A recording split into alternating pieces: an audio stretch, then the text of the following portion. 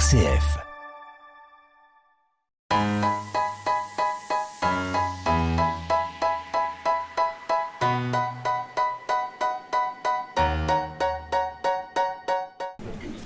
Bien, nous arrivons au terme de ces rencontres là-haut sur la colline qui était dans la plaine cette année, le monde de la Nouvelle. Et pour poursuivre autour de cette ambition dégager des moyens d'action,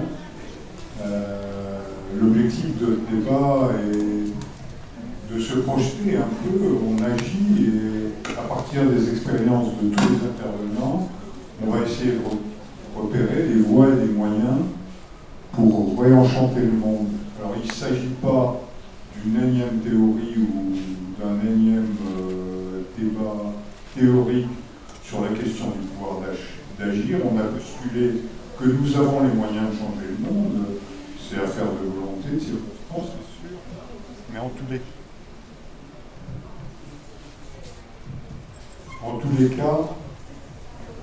cas, nous allons nous concentrer là sur des expériences concrètes.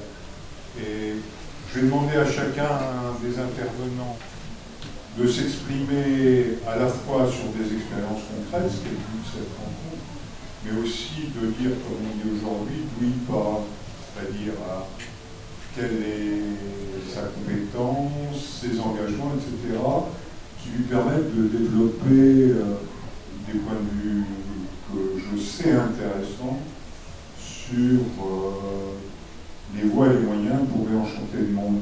Je vais donner tout de suite la parole à Hélène Lefort, qui est présentée comme l'une des responsables du groupe Vivre Ensemble. Donc je lui demanderai simplement de préciser un peu ce qu'est ce groupe Vivre Ensemble. Alors le groupe Vivre Ensemble a été créé par la municipalité, en particulier par M. Patrick Nardin, qui n'était pas maire à l'époque, après les attentats de 2015. Parce que lorsque survient un événement, quel que soit l'endroit, si vous pensez aux dernières manifestations émeutières, on est toujours surpris, on a l'air comment ça arrive, mais en fait il y a tout un faisceau de signes avant-coureurs, annonciateurs. Et donc c'est ce qui se passait sur Épinal et qui a justifié la création de ce groupe. Alors ce groupe, à l'origine, était destiné à faire se connaître les représentants des différentes communautés religieuses. Il avait donc une connotation religieuse. Et par exemple, dans mes divers engagements, je suis responsable de la communauté protestante Épinal-Paran. Mais aujourd'hui, je suis ici en tant que membre du groupe Vivre Ensemble. Et très rapidement, ce groupe a évolué avec des façons de penser qui sont très éloignées les unes des autres et qui nous rapprochent. Alors, par exemple, dans ce groupe, je vois Monsieur l'abbé Pierre Chandionnet. Oui. Tu peux dire qui tu es ? Oui, donc je suis abbé Boyer. Alors je ne représente aucune communauté religieuse, mais je suis un des représentants d'obédience franc-maçonnique. Voilà. Question ? Liliane. Oui, moi je suis aussi adhérent à une obédience maçonnique du Grand Orient de France, pour préciser, et je suis dans le Vivre Ensemble, le groupe Vivre Ensemble depuis 2017, un petit peu après sa création, et on y fait des choses intéressantes, notamment des débats et un certain nombre d'actions qu'on a mis en place et essayé de mettre en place. Oui, merci. Le groupe est excessivement diversifié aujourd'hui. Et effectivement, non seulement c'est un groupe de réflexion, mais c'est aussi nous privilégions l'action. Et nous avons une action au groupe que l'on pourra peut-être développer par la suite. C'est une intervention à la maison d'arrêt prochaine. Donc, pour commencer, simplement, comme un professeur reste toujours professeur, vous allez avoir droit à quelques lignes quand même sur les termes qui sont utilisés. Il n'y a que 10 pages. C'est dit qu'il fallait que ça dure. Hein. On est là pour échanger, pas faire des monologues. Exactement. Alors, réenchanter le monde, cela voudrait-il dire que le monde d'aujourd'hui ne le serait plus? Alors, on peut s'interroger sur les différents termes qui sont utilisés. Le réenchantement, c'est le contraire du désenchantement. Et vous savez que le préfixe « dé » signifie départ, éloignement, manque. Donc la plupart des mots qui commencent par « dé » en fait signifient un manque, une absence. Par exemple, le mot « départ », mais aussi le mot « désillusion ». Alors il y a un autre mot, je ne serais pas le classer dans la même catégorie, c'est le terme, puisqu'on parlait d'émeutes et de crise de la démocratie. Démocratie, ça commence bien par D. Simplement, la démocratie, du grec démocratia, ça signifie le pouvoir au peuple. Alors, ça paraît très très bien. C'est apparu, ça a été mis en place à Athènes au 5e siècle, avant notre ère. Très très bien, seulement il faut savoir qui était citoyen. Et à votre avis, qui n'était pas citoyen et qui donc n'avait pas le droit de participer aux affaires? Les esclaves. Oui. Les femmes, bien évidemment. Les esclaves. Et puis également les métèques. Alors, ce qu'on appelait les métèques, vous vous souvenez de la chanson de Moustaki, c'est l'étranger.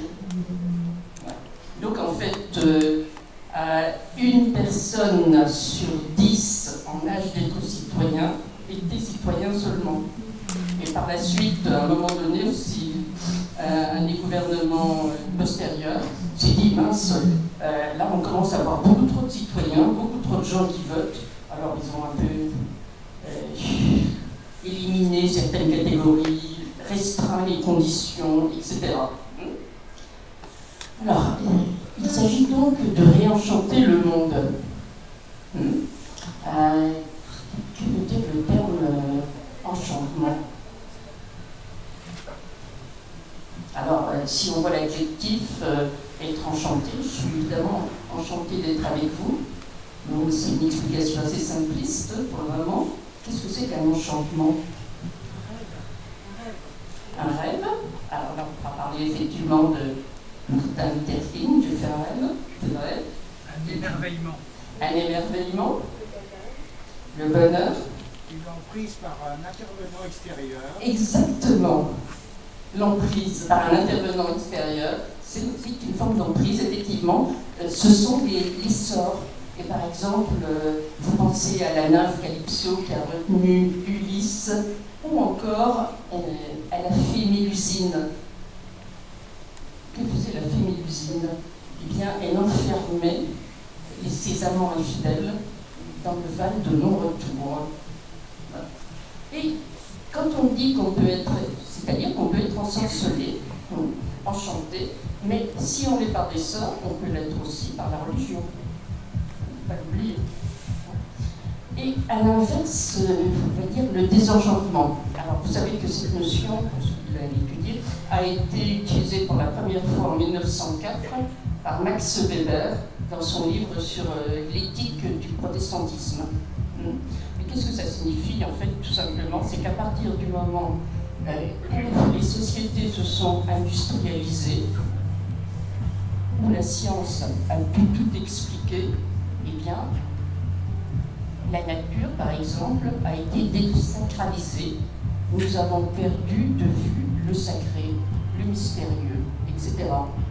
Bon. Donc si vous pensez par exemple lorsque l'astrophysique, la branche de la physique qui a permis d'étudier les astres, eh bien elle en a expliqué la composition, les propriétés, c'est très bien, mais en même temps elle les a désacralisées. Parce que vous aviez par exemple certaines peuplades d'Afrique qui avaient fait des astres des dieux. Donc on explique que les sociétés, en fait, je veux dire, parallèlement à l'avancée de la science, elles se sont désacralisées, elles se sont désenchantées. Donc l'expression en fait désenchantement, cela veut dire que nous avons perdu de notre, on va dire, du mystérieux, de notre intériorité, par exemple. Je pourrais développer davantage. Donc maintenant, ce que l'on pourrait dire à propos de réenchanter, puisqu'il fallait parler de pistes. Alors, j'avais repris quelques thèmes de Edgar Morin. Vous savez qu'Edgar Morin, le sociologue Edgar Morin, qui a peut-être soufflé ses bougies, je ne sais pas, samedi, a eu 102 ans. Et donc, lui aussi, dans un premier temps, dit que la science est très bien. Elle a permis à l'homme d'acquérir des connaissances multiples, de sortir de l'ignorance, mais en même temps, la science, pour lui, est coupable de barbarie, d'asservissement, et cela peut aller parfois jusqu'à l'anéantissement de notre planète. Si on prend l'exemple de ce qui s'est passé à Nagasaki et à Hiroshima, il y a eu ensuite de grandes discussions entre philosophes et scientifiques sur la morale scientifique. C'est un vaste problème. Alors, quelles sont les pistes qui peuvent être employées, utilisées? Il n'y a évidemment pas de recette miracle. Mais je dirais que déjà, il faut abandonner notre façon de penser. Nous avons une façon de penser qui est binaire. C'est-à-dire qu'on va opposer, par exemple, c'est mâle ou femelle. C'est oui ou non. Alors ça évolue. On le voit par exemple au niveau des papiers administratifs et de ce que l'on a appelé improprement de la théorie du genre. Vous savez certainement que chaque année en France naissent plusieurs milliers d'enfants sans caractéristiques sexuelles déterminées, dont certains présentent les caractères de ce que l'on appelle l'hermaphrodisme. Alors jusqu'à présent, ces personnes faisaient l'objet d'opérations parfois très mutilantes, de traitements à vie, très très douloureux.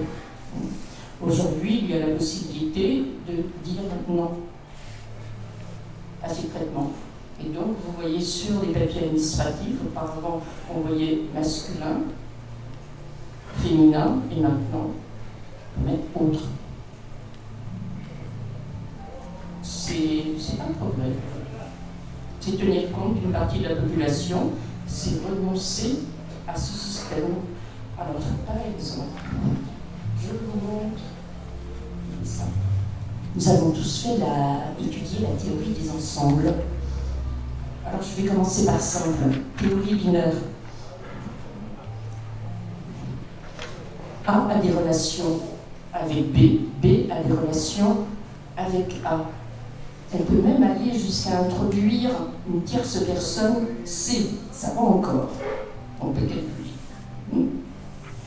Et avant de montrer une autre image, si on se place dans le cadre des dernières émeutes, au moment de la mort du jeune Naël, dites-moi, si on se place du côté des policiers, que vont-ils dire de ces jeunes? Attention, hein, c'est que quand on parle de binaire, ça veut dire que c'est simpliste de simpliste. C'est-à-dire qu'on va afficher des catégories. On va dire un jeune de banlieue, à votre avis, on va le regarder comment?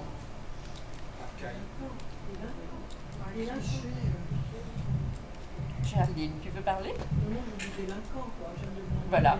Alors voilà, jeune de banlieue égale délinquant. Voici un exemple type de raisonnement binaire. Maintenant, on regarde, nous nous plaçons du côté de ces jeunes de banlieue qui, eux, vont regarder policiers et gendarmes en face d'eux. Qu'est-ce qu'ils vont dire? Fasciste. racisme, casseurs de jeunes, etc. Voilà. Donc il faudrait sortir de cette logique binaire. Et ce que Edgar Morin reproche à la science dite classique, c'est justement de mettre dans des cases, de mettre dans des petites boîtes. Ça vous rappelle quelque chose?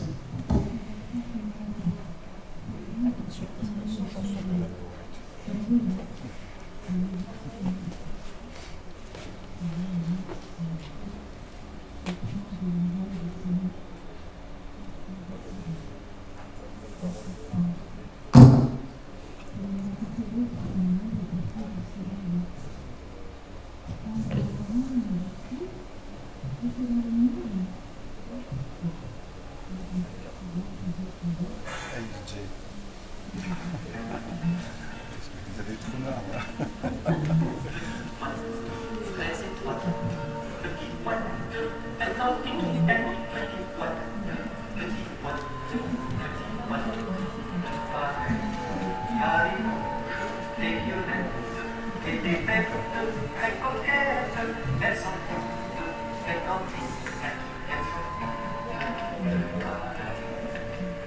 Et ces gens dans le roi vont tous à l'université, on les met tous dans des boîtes, tout pareil. Et voilà. Et jusqu'à la dernière boîte au cimetière. Donc ça c'est ce qu'on appelle vraiment un raisonnement binaire, en classe.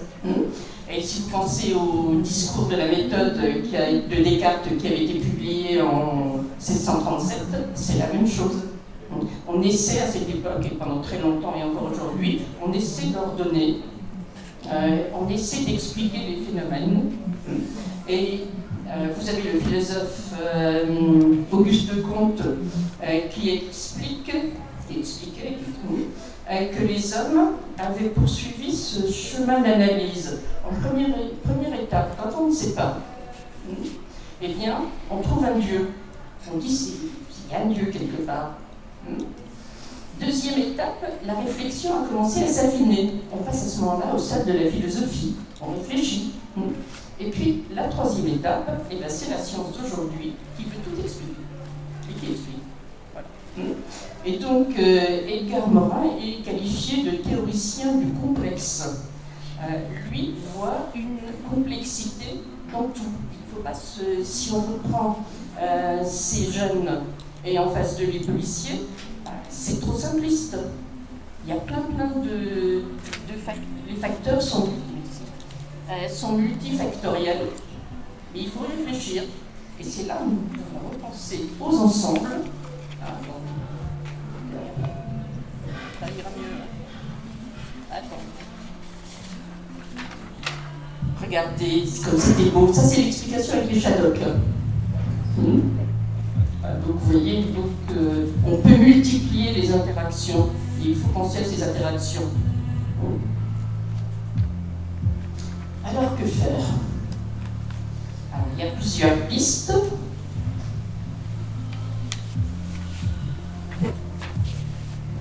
Ça, c'est une statue qui a été édifiée par Philippe Ramette et qui est intitulée « L'éloge du pas de côté ». Elle est à Nantes. Alors attention, vous connaissez le pas de côté, peut-être êtes-vous influencé par la fée Mélusine, mais ce n'est pas que ça. Le pas de côté, c'est oser un autre raisonnement. Oser aborder la complexité, par exemple. C'est aussi changer son regard. Donc, dans les situations actuelles que nous vivons actuellement, c'est faire le pas de côté, c'est se dire il faut que je change de mon mode de fonctionnement, de raisonnement habituel. Quand je vois ce jeune de banlieue, quand j'en vois 5 qui arrivent vers moi d'une couleur différente, il est 20h30, la nuit commence à tomber, est-ce que je change de trottoir ou pas? C'est pas bien.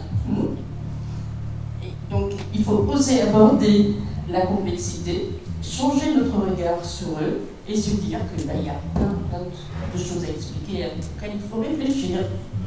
Il y a donc aussi des actions, et je vais céder la parole à qui la prend pour dire pour les différentes actions. Je sais pas, c'est François qui anime. Alors comment allez-vous réenchanter le monde? Qui animait, c'est François. Comment allez-vous réenchanter le monde? Alors, Mais on peut peut-être parler aussi. Oui, mais ça. Oui, Alors, parce que sinon, allez-y, ça serait trop Bah, loin. sinon, on est sur le monologue. Quoi. Bah, c'est ça. Bonjour. Moi, j'avais des réactions à faire là-dessus. Voilà. Non, mais. Parce que je vais peut-être faire une transition avec ce qu'elle a dit. Ouais. Emmanuel, je suis membre des Scouts et Guides de France, ça doit se voir un peu. Tout comme Pierre qui parlera après moi. Et ça fait 34 ans que je suis engagé bénévolement dans le scoutisme. Voilà. En venant ce matin, je viens de Franche-Comté, j'habite Montbéliard, j'ai entendu à la radio une émission sur Paul McCartney. Paul McCartney qui racontait que le scoutisme avait été fondamental pour lui dans sa jeunesse, parce qu'il se souvenait avec émotion des moments où il faisait traverser la rue à des personnes âgées. Bon, ceux qui ont été scouts un peu anciens ont entendu parler de la bonne action, c'était typiquement ça qu'on nous apprenait quand on était jeune. Et vous allez dire, mais quel est le lien avec réenchanter le monde? Il racontait un peu plus loin dans l'interview que ces souvenirs-là avaient été à la base de la création de ses premières chansons. La musique est peut-être un moyen, c'est pas le mien parce que je ne suis pas musicien, mais ça pouvait être un moyen, en tout cas c'était celui des Beatles, de réenchanter le monde. Et il y en a un autre qui a eu une idée aussi un peu plus, quelques années, presque un siècle avant, de réenchanter le monde, il s'appelle Baden-Powell. C'est le fondateur du scoutisme. À son époque, il était militaire en retraite, et il s'est dit, vu le monde mouvant et ce qui s'annonçait au début du XXe siècle, qu'il y avait sûrement moyen de faire quelque chose avec la jeunesse, et donc de tenter, à son échelle au départ, de réenchanter le monde. Et il a créé, il a inventé, il a conçu le premier camp scout en 1907, dans le sud de l'Angleterre, sur une île. Il a pris des jeunes de milieux d'origine totalement différents. Il a mis la même chemise sur le dos et il leur a fait vivre 15 jours de camp scout sous la tente. Derrière, il a structuré ses idées, et je reviendrai dessus ensuite. Ce qui me semble plus important de vous donner des exemples. J'ai parlé de Paul McCartney, mais je peux aussi vous parler, tirer de mon expérience, mais de manière plus générale, c'est pas moi qui l'ai vécu, c'est moi qui l'ai fait vivre à d'autres. Des jeunes louveteaux. Les louveteaux, c'est nous, c'est ceux qui ont entre 8 et 11 ans. Et on leur a fait découvrir l'interculturel et l'interreligieux. Parce que sur Belfort-Montbéliard, où j'habitais, tous les ans, au printemps, on avait la fête des louveteaux, la fête du printemps. Et une année, on a fait le tour des édifices religieux du pays de Montbéliard. La mosquée, le temple, l'église. Et à chaque endroit, les jeunes pouvaient découvrir la religion des autres. Parce qu'il y avait des jeunes scouts protestants, il y avait des jeunes scouts musulmans, et il y avait des jeunes scouts catholiques. C'était une manière de découvrir l'autre, de ne plus en avoir peur, de vivre ensemble. Exactement. Voilà, à l'échelle d'un petit louveteau. Donc une petite graine semée à cet âge-là. Si je monte un peu dans les tranches d'âge,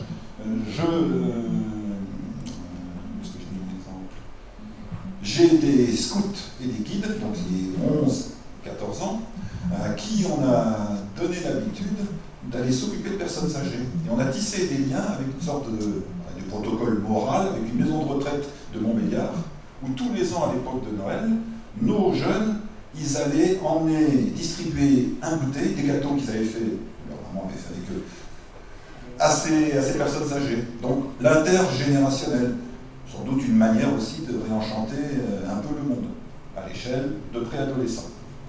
Si on passe aux adolescents, les pionniers caramels, les 14-17 ans, on le voit régulièrement dans les journaux à l'époque des pèlerinages à Lourdes, vous voyez des chemises rouges, des pionniers caramels, donc, qui poussent des personnes âgées dans des fauteuils roulants, qui les accompagnent et qui passent un camp de 15 jours sur le centre de pèlerinage à accompagner des personnes âgées, des personnes handicapées qui viennent pèleriner à Lourdes.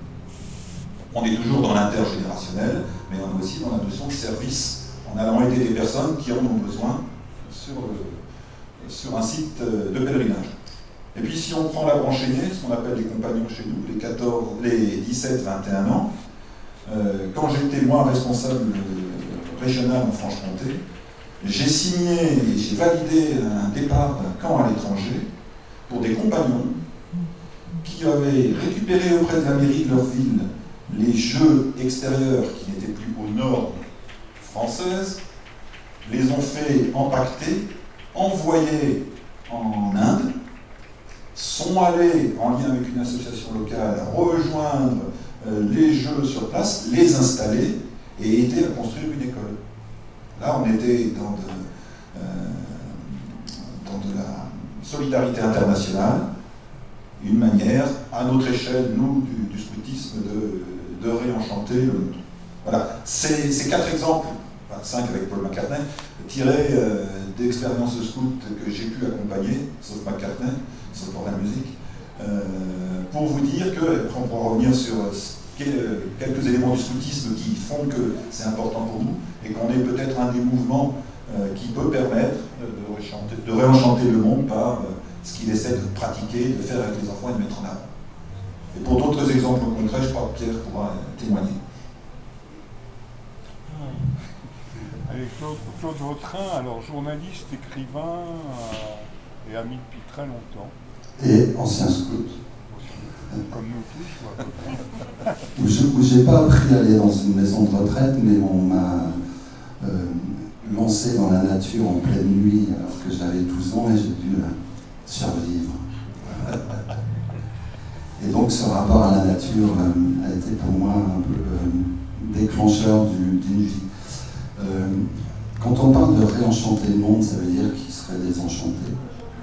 Alors moi qui parcours la planète, qui adore les Vosges et cette planète fabuleuse, j'ai trouvé partout, enfin pas partout, mais j'ai rencontré des gens qui valent tous les prix Nobel de la paix du monde, en dépit des difficultés, des violences guerrières, des attaques du système ultralibéral, par exemple au Chili, chez les Indiens Mapuche, où je me suis immergé dans une communauté.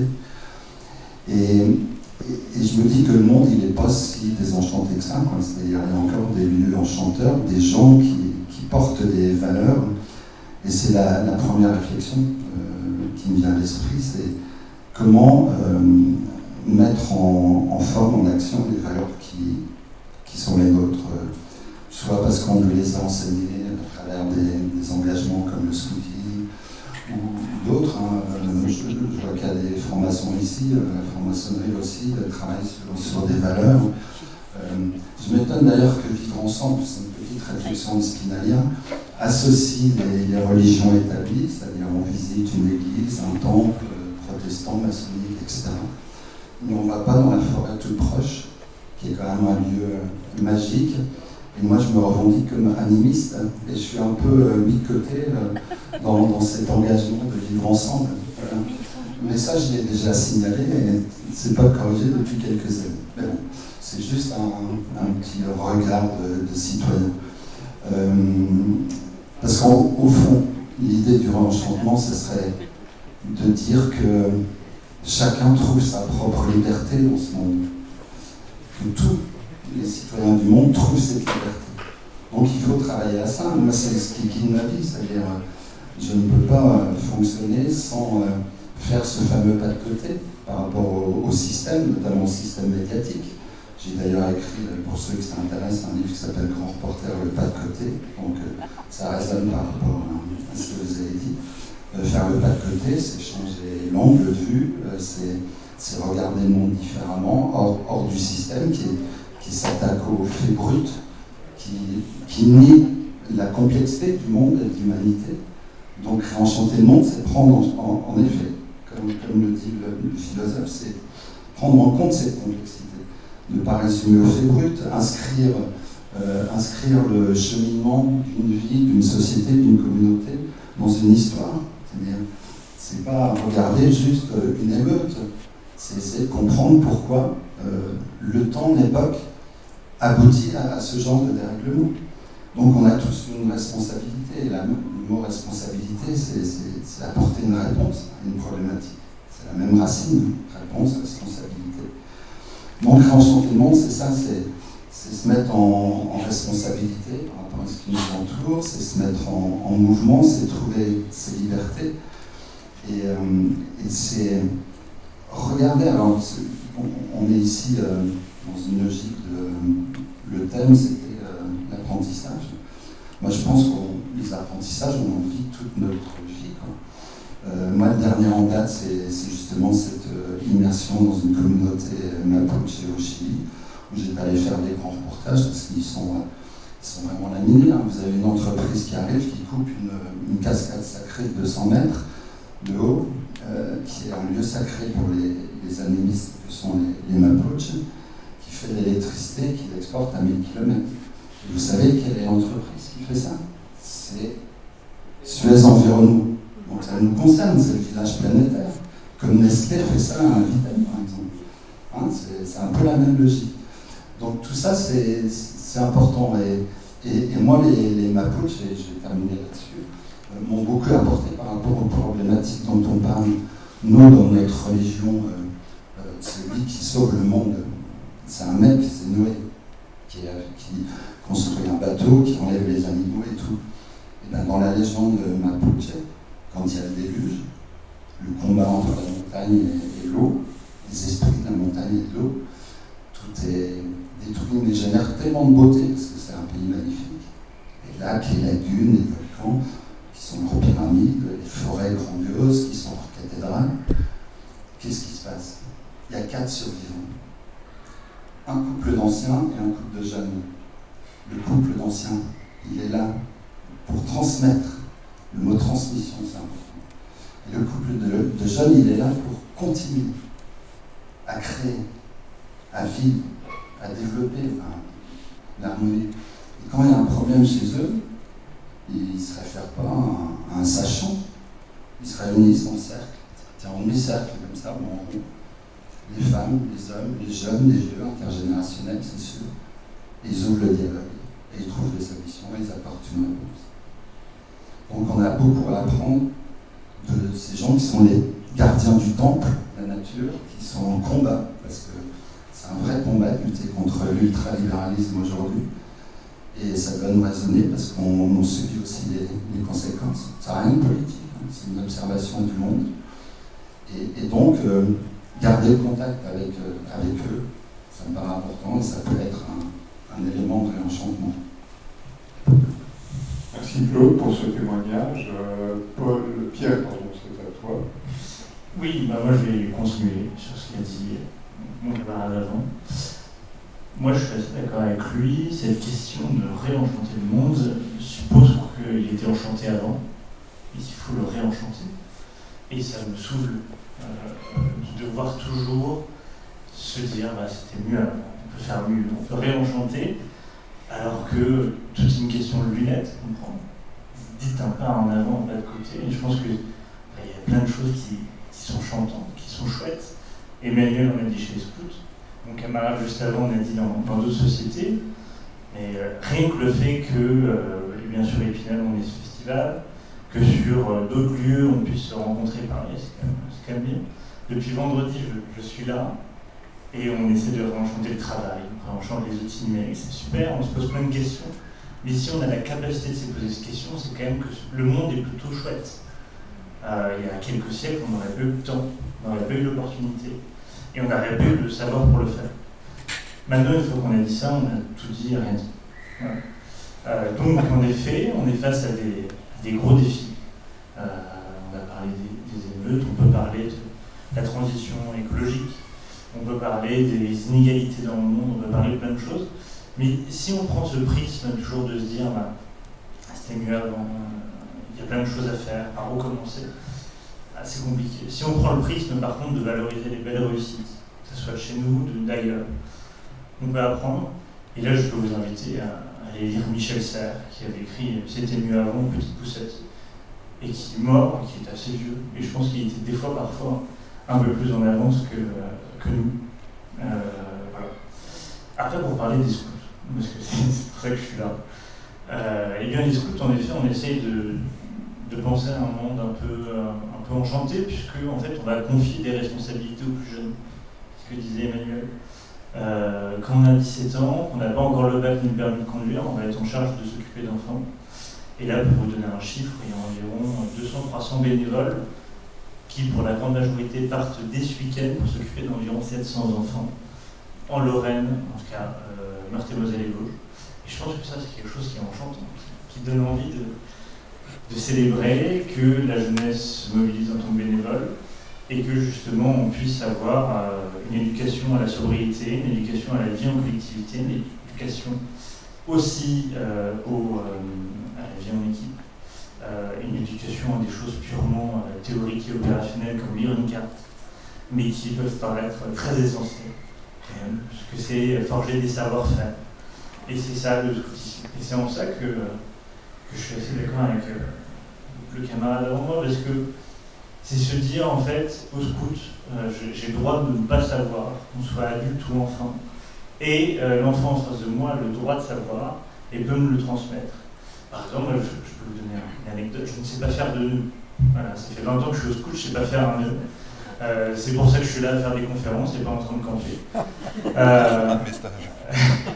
Il y en a qui ont essayé, ça n'a jamais marché. Et bien, chaque été, du coup, les enfants m'apprenaient à faire des nœuds. À chaque fin de camp, j'arrivais à oublier, mais voilà. Il y avait une idée de partage de savoir. Et bien, c'est ça le scoutisme, c'est une école de la vie. C'est une école de c'était pas mieux avant et on va construire en fonction de notre société. Parce que si on s'était arrêté avant, et bien avec Emmanuel, on aurait des chapeaux et des pantalons belges, et on serait encore avec une pédagogie d'il y a un siècle. Et non, on s'adapte. Je pense qu'aujourd'hui, humblement, on est le premier mouvement de jeunesse d'éducation populaire, en tout cas en nombre d'adhérents. Et étant donné que un de nos piliers, c'est la vie dans la nature, on est un des premiers mouvements de jeunesse écologique. Et je pense que ça, au vu des défis de demain, eh ben, on va réussir à enchanter demain. Pas forcément à le réenchanter, mais au moins à l'enchanter. Voilà. Merci Pierre. Alors, je vais vous donner immédiatement la parole pour qu'on engage une conversation. À partir de...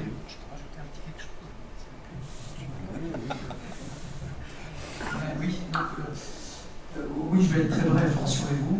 Mais quand je me suis présenté tout à l'heure, je ne vous ai pas dit une chose qui me caractérise, c'est que je trouve que je suis un poète, j'écris de la poésie, j'ai fait paraître un livre déjà, un deuxième et peut-être, je dis bien peut-être parce que c'est compliqué en cours de publication. Moi, je voudrais amener alors là, c'est même plus un pas de côté, c'est-à-dire que c'est une enjambée de côté. Et il me semble que nous sommes dans un monde où nous sommes trop concernés par le quantifiable, le numérique, les algorithmes, tout ce qui touche à l'avoir. Et effectivement, je pense que une des façons alors d'enchanter, de réenchanter, comme vous voulez, le monde, c'est d'avoir un regard de poète sur le monde. Ça ne veut pas forcément dire écrire de la poésie. La poésie, elle est partout. Elle est dans la peinture, dans la sculpture, elle est dans tous les arts, elle est dans le fait de regarder différemment les choses et de ne pas les regarder comme on voudrait trop nous les faire regarder depuis maintenant un certain temps, et on voudrait nous faire croire que tout a une explication rationnelle et que tout est quantifiable, que tout est mesurable et que tout correspond à des algorithmes. Et je pense qu'on passe à côté de ce qui pour moi fait la principauté des choses, c'est-à-dire oui, un regard décalé, un regard différent, et se dire qu'une fleur, ça n'est pas qu'une fleur, c'est autre chose.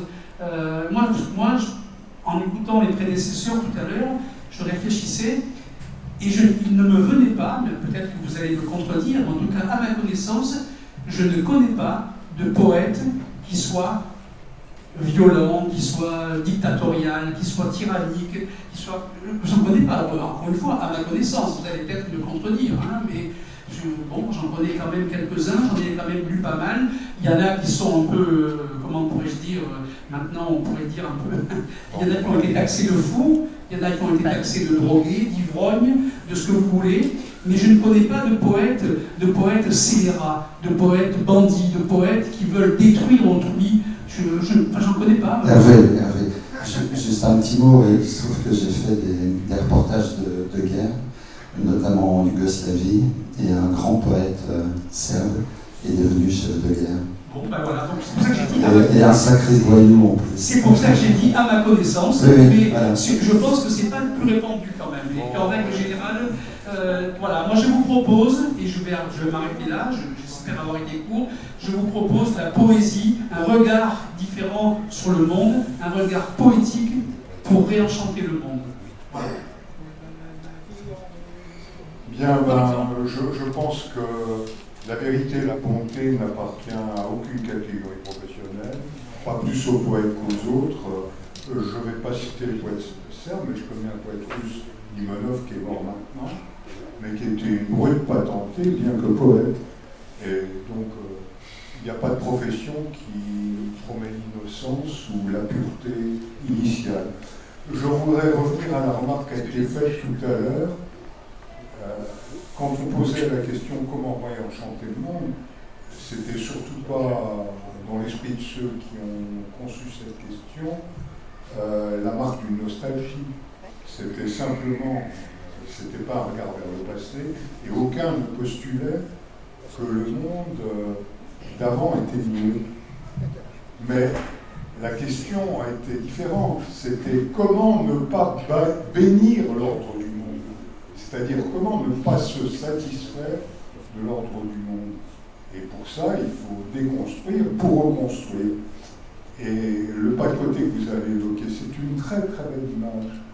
Parce que c'est celle qui permet de cultiver ce qu'on a défendu hier dans une autre conférence, ce qu'on peut appeler l'esprit critique.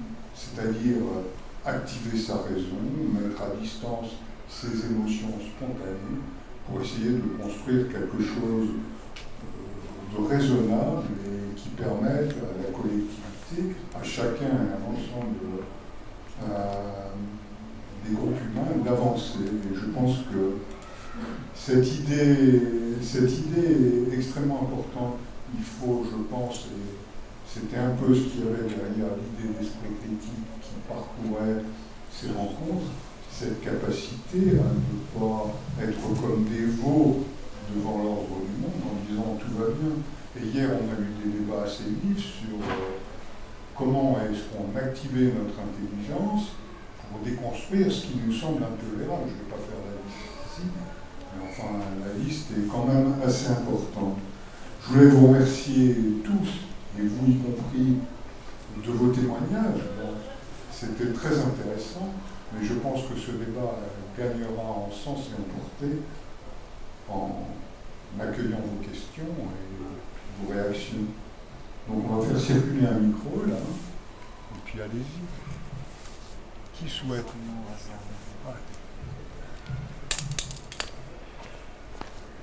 Je pense que la référence au passé, oui, ça dépend du passé.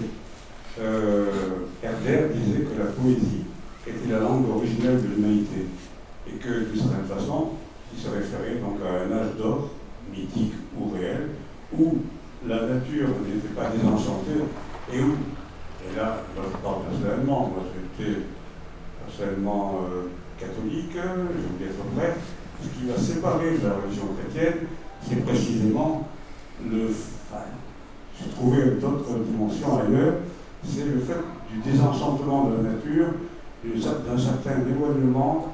Bon, un arbre parle, j'ai connu Giono d'ailleurs qui disait pour lui la montagne parlait, un arbre parlait, une rivière parlait, et le fait que les spiritualités depuis 2000 ans, qui sont récentes, je dirais, ont pris de la distance vis-à-vis de cette sacralité profonde de la nature qu'on retrouve chez les peuples premiers.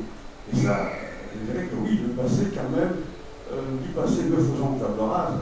Et c'est là qu'il faut retrouver dans les racines très lointaines, et la poésie justement, l'art, quelque chose qui nous manque, qui manque à cette dimension, et peut-être, je respecte bien sûr les spiritualités, Saint-François d'Assise, j'avais un ami, le père Ripley, qui est mort, qui allait remercier les arbres, voilà. Mais ce dialogue avec la nature, il faut le retrouver profondément, il a été oublié, et Il faut remonter dans la mémoire des peuples, remonter dans la mémoire la plus profonde pour le retrouver, et donc pas du tout relier le passé, mais au contraire refonder le passé, se refonder dans ces âges mythiques. Voilà, c'est l'essentiel que je voulais dire. Bah, très bien, qui d'autre veut intervenir, et puis on fera une réponse un peu collective. Si vous voulez. Allez-y, allez-y.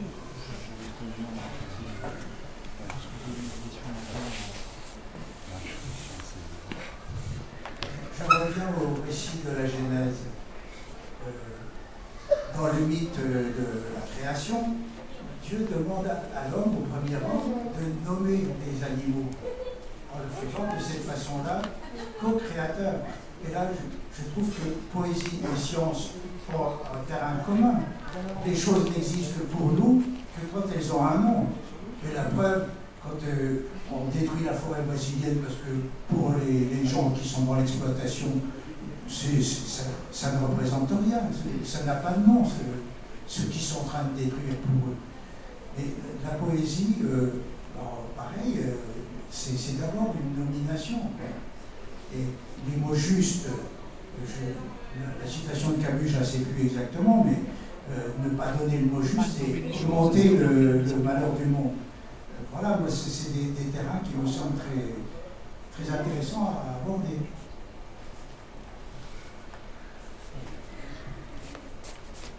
Qui parmi vous souhaite réagir, à moins qu'il y ait encore une question? Oui. Madame.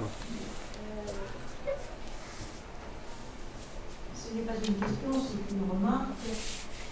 Réenchanter le monde par toutes sortes de méthodes. Pour prendre l'exemple du scoutisme, comme vous l'avez signalé, les réalités pédagogiques anciennes, dont il ne faut pas ignorer que la prise sur l'inspiration dans un certain modèle militaire, mais ce n'est pas là le propos. Ce que je voudrais dire aussi, c'est que l'exemple qui a été choisi concernant les Indiens, c'est la question, le problème de l'ultralibéralisme. Moi, je trouve que dans les différentes conférences qu'on nous a proposées, la question justement de l'ultralibéralisme, c'est un mot, mais on ne s'est pas posé vraiment la question comment faire pour lutter contre ou pour lutter avec. Est-ce que c'est une lutte ouverte? C'est possible. Est-ce que c'est une stratégie? Et je ferai le mot plusieurs fois dans les conférences, le terme de stratégie pour revenir au web a été évoqué. Quelle stratégie pour qui et comment? Et comme nous avons évoqué un mouvement de jeunesse, quelle stratégie vous avez, parce que vous avez dit que vous aviez des mineurs, mais vous avez aussi des jeunes adultes. Donc, est-ce que vous avez...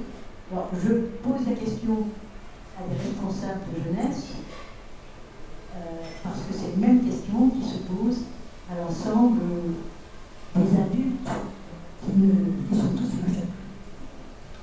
Peut-être une réponse rapide sur la question Mapuche, parce que c'est important. Ils ont résisté aux Incas, ils ont résisté aux conquistadors, ils ont conservé leur langue. C'est un des rares peuples d'Amérique latine qui parle encore le Mapudungun. Ils sont 300 000 locuteurs.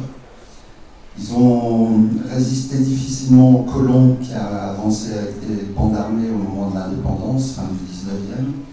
Et quand Pinochet a pris le pouvoir et que Milton Friedman, le penseur de l'ultralibéralisme, est arrivé avec les Chicago Boys, qui était l'école économique de Milton Friedman, qui venait de Chicago, ça a été, le Chili est devenu un laboratoire de l'ultralibéralisme. Et là, ça a été le début d'une destruction massive de la nature et des Indiens Mapuche. Et donc là, il y a la cause et l'effet immédiat. Donc il y a effectivement une lutte qui est engagée, une lutte intergénérationnelle, parfois violente, une riposte. Ce qui se passe avec nos émeutiers, c'est rien, hein, c'est la guerre dans certaines régions du Chili. Et donc il y a cette volonté à la fois de préserver le territoire, la culture, culture, etc. Mais en même temps, il y a un mouvement de réflexion parce que ceux qui prennent l'ascenseur social chez eux restent artistes, mais ils deviennent avocats, journalistes, etc. Et donc ça commence à se diluer dans la population chilienne, à tel point qu'il y a eu une tentative de changement de constitution, de réforme constitutionnelle, et c'était une Mapuche universitaire qui était la présidente du groupe de réflexion. Voilà. Merci. Et donc, pour les scouts. Oui, alors si je résume la question, c'est comment est-ce qu'on peut faire face à l'ultralibéralisme. Et je pense que je vais vous donner une réponse qui va être assez frustrante. Mais en fait, concrètement, on a un mouvement politique. Et qu'on le veuille ou non, c'est une notion politique. Parmi nos jeunes, eh bien, il y a des familles qui viennent d'un électorat différencié, qui peuvent d'un bout de l'électorat à l'autre bout. Et l'idée n'est pas de faire de la politique. Par contre, la politique au sens ultralibéralisme, parti politique, etc. Par contre, faire de la politique au sens de vie dans la cité. Notre objectif, c'est de faire des citoyens heureux et artisans de paix. À partir de là, on peut donc imaginer que eh bien, tout ce qu'on va faire va être dans une idée de bien commun. De bien commun pour qui? Eh bien, pour ce groupe-là qui va se réunir, pour l'autre, le frère qui est à côté de moi dans la tente, et pour la ville sur laquelle on agit. Les scouts d'Épinal ont régulièrement fait ce qu'on appelle en anglais des clean walk, des marches de propreté, c'est-à-dire pour ramasser les déchets. Ça, c'est pour l'intérêt commun. Et c'est plutôt vers ça, je pense, qu'il faut aller.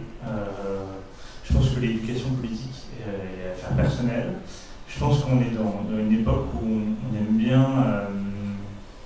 on aime bien être sur des positions, on l'avait dit avec les outils numériques par exemple vendredi, être sur des positions, être convaincu de soi. Je pense que justement être dans un lieu où on enlève ces casquettes-là, on enlève la personne qu'on est, enfin la personne qu'on est en termes de croyance pour être dans une idée d'intérêt commun, c'est positif. Et c'est en ça qu'on parle de scoutisme par tous et pour tous. Parce que ça va être, on est scouté devant, on est mouvement d'église, ça se sait, mais on va être ouvert pour tous, quelles que soient les confessions, et on va être même pour tous. Parce que par exemple, moi je suis à l'échelle du département, je ne suis même pas baptisé, ce qui pourrait faire peur. Et en fait ça va. Pourquoi? Parce qu'on est justement un mouvement pour tous. Et qu'il y a une vraie culture de ça. Donc pour conclure, je dirais qu'on est vraiment artisans de paix et citoyens, et du coup dans ce sens-là, je ne sais pas si ça répond à votre question, mais en tout cas on essaie de défendre le bien commun. Oui, mais c'est intéressant ce que vous dites. Moi, je comprends très bien la position du scoutisme, mais il ne doit pas en changer, il ne doit pas devenir un mouvement politique, puisqu'avec généralement. Mais voyez bien, on a fait pratiquement 3 jours autour de l'esprit critique. Si vous faites des green walls pour ramasser les déchets, vous êtes amené forcément à vous poser la question d'où viennent ces déchets, comment s'enchaînent les causalités au point qu'à travers la ville d'Épinal, il y a des déchets en plastique partout que les scouts sont obligés de ramasser. Et au bout d'un moment, par la chaîne des causalités, en activant l'esprit critique, on finit par arriver à des conclusions qui vont rarement dans le sens du triomphe de l'ultralibéralisme. Et vous n'avez pas fait de politique, vous avez fait un raisonnement critique. Et le raisonnement critique, parfois, conduit à des conclusions qui peuvent être radicales. La question, mais là du coup on change de thème, et je pense qu'on pourra avoir un débat là-dessus, c'est qu'est-ce que vous entendez par l'ultralibéralisme? C'est-à-dire que si en effet l'esprit de consommation est un trait de l'ultralibéralisme, c'est ce qui le nourrit, Si l'esprit de chacun pour soi, de repli sur soi, est quelque chose que vous mettez derrière l'ultralibéralisme, on peut discuter. L'ultralibéralisme, c'est quand même un courant économique, vous l'avez dit, développé par Friedman, et qui du coup est quelque chose d'économique et qui est lié à une opinion politique. Nous, par contre, en effet, non, on peut avoir ce débat, on n'aura pas là. Mais quand vous parlez de société de consommation, bien entendu, on ne peut pas, dans notre vision du scoutisme, dire bah, nous, on est pour la société de consommation, puisqu'on va dormir dans des temps qui sont là depuis 30 ans. Donc concrètement, on est plutôt ouvert. Non, mais mon raisonnement n'avait que cette fonction-là, c'est de souligner la chaîne des causalités. Je ne demande pas d'être pour ou contre le néolibéralisme, ni même le définir. Mais en tous les cas, un système de production qui produit tant de déchets pose des tas de questions dans la chaîne des causettes. D'accord.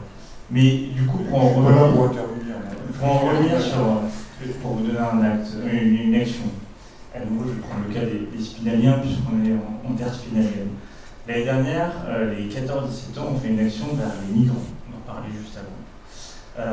Et en amont, le Secours catholique était venu pour un peu en fait dire, d'une part, c'est quoi la solidarité, c'est quoi la pauvreté, c'est quoi être migrant. C'est-à-dire qu'on ne va pas faire une action comme on faisait il y a 30 ans, une BA, on fait traverser la route à la grand-mère, on va essayer d'avoir un esprit critique, et là je vous rejoins, sur la société et savoir pourquoi on le fait, pour qui on le fait et dans quel but. Et ça, à partir au moins des 11 ans, mais même des 8 ans, ils vont faire des projets qui vont être toujours réfléchis dans le sens là. Et pour revenir sur ce que disait Emmanuel, par exemple, aujourd'hui, les compagnons, les 17-19 ans, à nouveau ceux d'Épinal, par exemple, vont au Côte d'Ivoire cet été, quand ils vont y aller, ils vont pas se dire « je viens en conquistador, en européen », mais on va être plutôt dans quelque chose de faire avec, voire d'apprendre ce qui se passe sur place. Donc on ne va pas arriver avec nos cartons de livres, on va plutôt arriver avec l'argent pour soutenir des maisons d'édition locales, des choses comme ça. Donc bien entendu, on a un esprit critique. Après, est-ce que c'est notre rôle d'avoir une opinion sur quelque chose, on peut en débattre, on n'est pas d'accord dessus. Là, je parle en nom propre, je parle pas en nom de ce que je dis, mais sur l'ultralibéralisme. Deux éclairages. D'abord, dans le projet pédagogique, le projet éducatif de notre mouvement, il y a le point numéro 4 qui dit « habiter autrement la planète ». Alors, on n'a peut-être pas d'esprit critique, sauf qu'on écrit quand même des choses comme ça. Ce qui veut bien dire que quelque part, on a fait une analyse pour dire ouais, il y a des choses qui vont, il y a des choses qui vont moins bien. La proposition que notre mouvement peut faire, c'est dans la nature, lieu d'excellence de la pratique du scoutisme, que les jeunes apprennent à discerner l'essentiel du superflu, à préserver la nature parce qu'elle est lieu essentiel de la vie du scoutisme. Bon, donc on n'a peut-être pas l'esprit critique, mais enfin on écrit quand même des choses qui font qu'on porte un regard lucide sur l'époque. Mais cette formulation, c'est un esprit critique devant l'ordre du monde. Si Si vous dites habiter autrement la planète, vous concluez que la manière d'habiter aujourd'hui la planète n'est pas bonne. C'est pas un engagement politique au sens que disait Claire, mais c'est d'autres engagements, mouvements de jeunesse impliqués dans la vie de la nation, du monde. Et puis, je réagissais à ce qui a été dit sur Suez Environnement tout à l'heure. Il est paru la semaine dernière dans Le Progrès un dossier sur les chefs d'entreprise qui se revendiquaient de leur passé scout. Et il y en a un, chef d'entreprise du Jura, qui met que les valeurs du scoutisme l'ont toujours porté. Il est patron aujourd'hui d'une grosse PME, et il met dans ses valeurs, il y a de l'entraide, et on fait attention à notre environnement. Donc il y a quand même des chefs d'entreprise qui s'appuient sur ce qu'ils ont vécu dans le scoutisme, dont le respect de la nature et de l'environnement, pour dire j'ai beau avoir une société qui vit dans l'époque actuelle et qui cherche à faire quelques profits pour pouvoir payer correctement et le patron et surtout les salariés, mais je fais quand même attention au cadre de vie dans lequel je peux vivre. Je voudrais juste rajouter un paramètre dont on n'a pas parlé encore, c'est la question du temps. Nous sommes dans le monde occidental dans lequel nous sommes à peu près depuis la révolution industrielle, donc c'est le 19e siècle à peu près, donc ça fait pas si longtemps que ça, mais quand même, ça fait un certain temps maintenant. Et il me semble que, alors je vais être un petit peu, peut-être aux yeux de certains, un peu radical, mais il me semble que cette question de réenchanter le monde, en tout cas le monde occidental, qui est quand même dominant, malheureusement, tel qu'on le vit actuellement, ça nécessite un changement de paradigme, de modèle radical. C'est-à-dire que la question, c'est d'inverser les choses. Et je dirais même que nous n'avons quasiment plus le temps. Toutes les personnes qui s'intéressent à la question globale environnementale, notamment par rapport au réchauffement climatique, le disent déjà. Nous n'avons déjà plus le temps.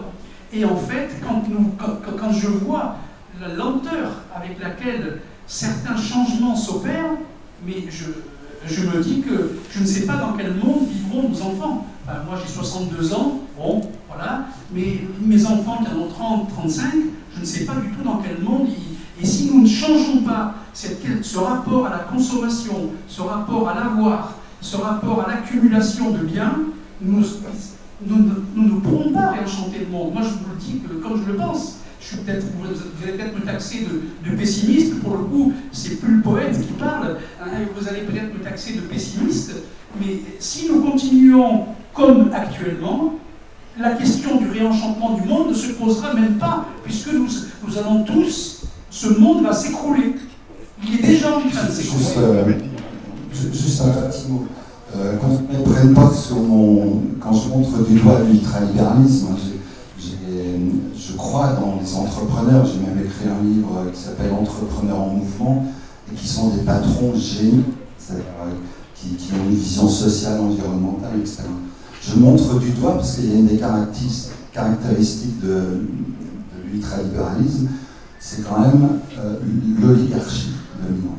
C'est-à-dire ce sont quelques-uns qui maîtrisent le monde et le détruisent. Alors qu'on parle des oligarques russes, moi je veux bien, mais il y en a chez nous. Il y en a chez nous, dans notre société occidentale, qui détruisent la planète aujourd'hui. Donc ça aussi, c'est une notion. Et puis, deuxième petit élément, c'est, là je vous vois, c'est la partie visible. Et moi j'essaye de plus en plus d'aller chercher l'invisible qu'il y a en vous, l'invisible qu'il y a dans un événement, etc. Parce que c'est ce qui vous construit. Là je vous vois en 3D, c'est la 4e dimension qui m'intéresse. C'est celle qui vous habite, qui vous anime, qui fait ce que vous êtes devenu, ce que vous deviendrez demain. Et c'est ça qui fait qu'on peut rentrer. Et quand on a compris ça... Elle n'est pas si secrète, elle s'exprime ici, c'est ça. Oui, non, mais quand on a compris ça, le racisme, il explose. Il n'y a plus de racisme. Vous avez un noir devant vous, un arabe. Si vous allez chercher l'invisible qui est en lui, eh ben, il n'y a plus de souci. Vous rentrez en dialogue, en communication, et c'est peut-être gagné. Vous souhaitez réagir à travers votre expérience? C'était effectivement très intéressant. Vous avez noté qu'on a abordé différents sujets, mais on aurait pu en aborder d'autres. Effectivement, il y a l'aspect social, il y a l'aspect aspect démographique, aspect politique, aspect économique, par exemple. Mais dans tous les cas, ce qui ressort de ces différentes conférences, c'est qu'il faut effectivement avoir un regard autre, comment? Tout simplement en exerçant son esprit critique. Et ne pas oublier que le terme critique n'est pas forcément négatif. Quand on regarde les critiques de cinéma, il y a de bonnes critiques, il y a de moins bonnes. Et c'est tout simplement, effectivement, avoir un regard autre, accueillir l'autre dans sa différence, et ça ira beaucoup mieux. Bien, merci. Est-ce qu'il y a encore des questions, monsieur?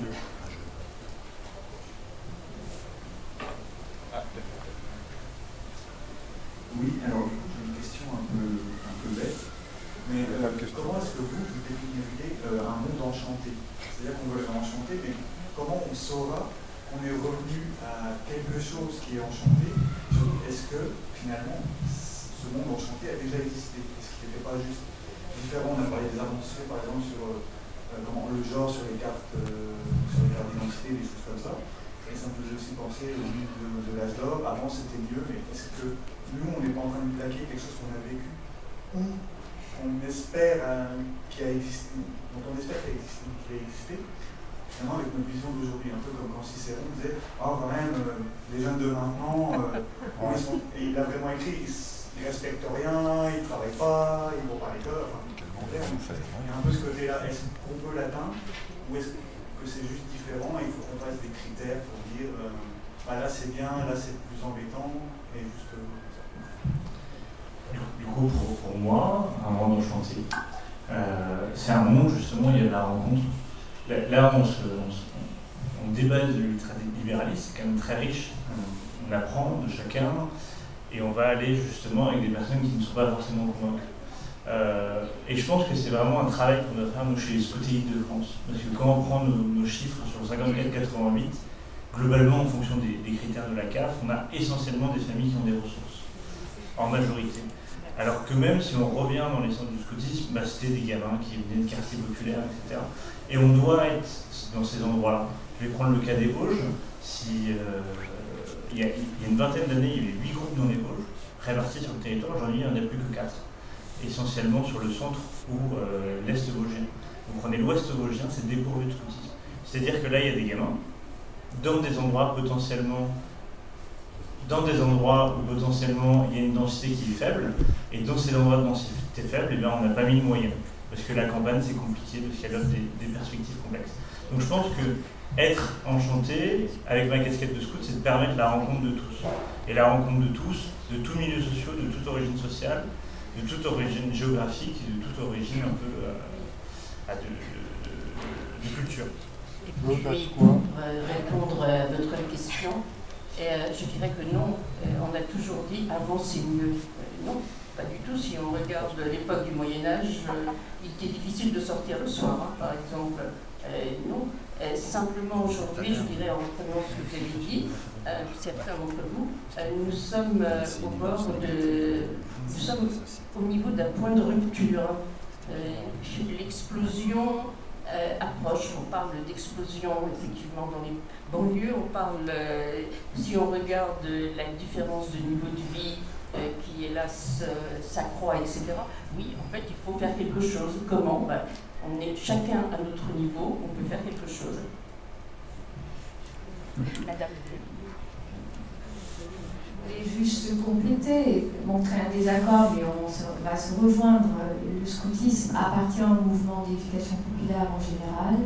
Et dans l'Ouest vosgien, les foyers ruraux sont très présents. La semaine dernière, il y avait les 70 ans des foyers ruraux. On en a parlé dans la presse, il y avait énormément d'adultes et de jeunes qui sont partis aussi en camp. Alors eux, ceux de la campagne, parce que j'ai habité dans les coins de la Marche, ils rêvent sans doute d'aller à Rome, Berlin, dans les grandes capitales, de vivre des expériences de ville. Et ici, à Épinal, là, ça n'a pas trop scratché par rapport à ce qu'on entend, parce que dans tous les quartiers dits de politique de la ville, vous avez des centres sociaux qui sont très présents avec le médiateur et aussi avec les élus et la police municipale. Et ils partent en vacances aussi. Donc vous vous rejoignez tous, chacun fait son boulot d'éducation populaire. Alors après, voilà, on pourrait se dire, oui, il pourrait y avoir des scouts à la ZUP, comme il pourrait y avoir un centre social du côté de la Marche. Tous contribuent, je pense, à l'éducation et dans la nature, en lien avec la nature. Moi, je vous rejoins. J'ai fait partie des CMEA, des méthodes d'éducation active, donc c'est pour ça que je parle par rapport à l'éducation des jeunes. Oui, on a emprunté aux mêmes pédagogues, entre guillemets. Moi, c'était pour parler de mon église. Hein. Ah, Quand on entend parler dans les médias de la Franche-Comté et de Besançon, c'est souvent en mal, parce que vous entendez qu'il y a eu un meurtre suite au trafic de drogue, qu'il y a eu une attaque de voiture, etc. Et à Besançon, il y a un quartier, c'est la ZUP, qui s'appelle Planoise. Et bien à Planoise, il y a un groupe Scout Élite de France qui existe depuis une vingtaine d'années. Il tourne à plus de 100 adhérents par année et il fonctionne. Alors tous les adhérents, tous les jeunes du groupe ne sont pas du quartier, mais il y en a facilement la moitié, selon les années, qui sont du quartier. Donc il y a moyen quand même là aussi de faire des choses. Et c'est vrai que c'est la géographie de nos différents territoires qui fait que c'est plus rural que d'autres et non que d'autres. Mais sur Besançon, un groupe dans une ZUP, ça peut fonctionner. Pour revenir à la question sur le rêve, l'utopie, heureusement qu'il y a des rêveurs, des utopistes, sinon le monde ne changerait jamais. Et ces porteurs-là, je reviens encore au Mapuche, pour eux, un rêve, c'est constitutif de leur réalité. On les entend, par exemple, ceux qui sont en ville, qui prennent le bus, ils échangent sur le rêve de la nuit. Tiens, mais j'ai rêvé d'un taureau et d'un cheval blanc. Ah, mais moi j'avais rêvé de ça il y a 3 ans, et c'est annonciateur de quelque chose, et ça papote sur les rêves. Je trouve ça génial, quoi, parce que nous, on a perdu cette capacité-là. Or, nos rêves, ils sont importants, ils sont en nous. C'est peut-être notre sacré radical, celui des racines, celui qu'on doit aller chercher en nous. C'est sacré-là, moi, que j'essaie d'aller chercher. Parce que c'est celui qui fait qu'on est tous différents les uns des autres. Et que nos différences font que cette société elle peut être géniale. Bien, on arrive, je crois, au terme de cette rencontre. Je vais me garder de conclure. On est arrivé au terme de cette rencontre, je vais me garder de conclure. Donc, ce que je voudrais dire quand même, c'est précisément autour du mot rencontre que se jouent beaucoup de choses dont on a parlé aujourd'hui. rencontre et un deuxième terme qui commence par R, respect. Et je pense que au filtre de ces deux aspects, c'est-à-dire à la fois se croiser, moi et un autre, disait Ricard, c'est-à-dire c'est dans le lien que se construit notre personnalité et les sociétés dans lesquelles nous vivons, c'est extrêmement important. Puis le deuxième aspect, c'est le respect, et ça accompagne le raisonnement sur le pas de côté, ça me paraît vraiment une très bonne piste. Nous ne sommes pas prisonniers de nos appartenances, nous ne sommes pas prisonniers de nos constructions mentales, nous ne sommes pas prisonniers de nos émotions. Parfois, il faut faire un peu l'effort nécessaire pour ne pas être enfermé dans sa citadelle individuelle, pour précisément pouvoir aller à la rencontre des autres. Et ça me paraît être un socle sur la question de l'esprit critique qui guide ces rencontres d'Épinal. Ça me paraît des pistes intéressantes. La bêtise, c'est de conclure, disait Flaubert, mais quand même, ce sont des pistes. Très bon après-midi à tous. Juste un petit mot, moi je suis venu avec un carton de livres. Je suis au salon du livre là-bas, ceux qui veulent.